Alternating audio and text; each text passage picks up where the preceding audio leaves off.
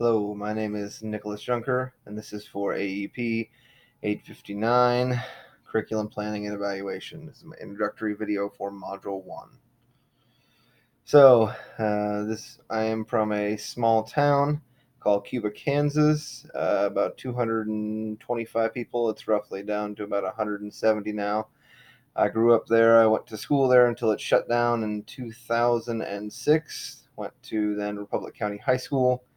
Met my wife there, blonde in the photograph, with my 2-year-old corgi there. We got married. We both attended Bethany College, where I played football, found a love for athletics. A lot of my hobbies are dealing with sports, athletics, fitness, and wellness. I also love history.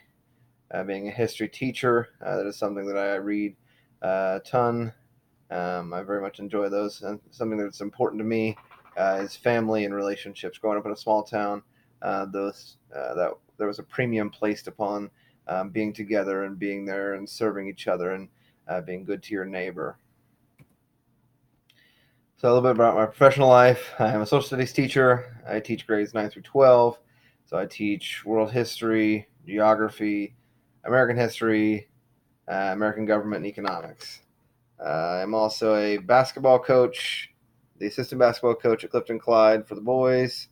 The school I teach at, like I said, is called Clifton Clyde. It is a small 1A school in central Kansas.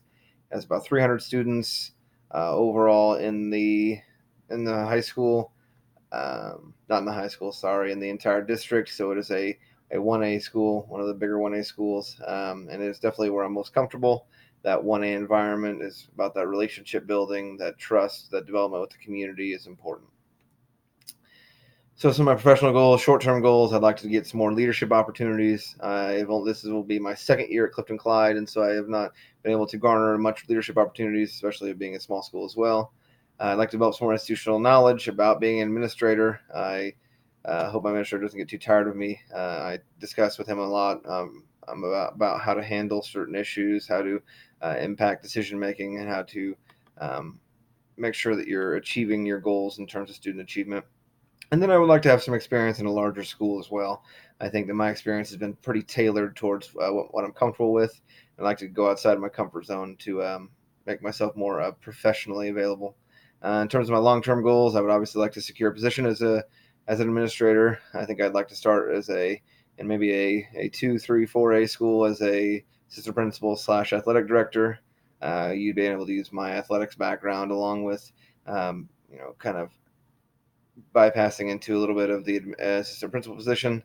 In that role, I'd also like to develop a professional network, people that I can learn from, people that I can cultivate knowledge, ask questions, do those types of things.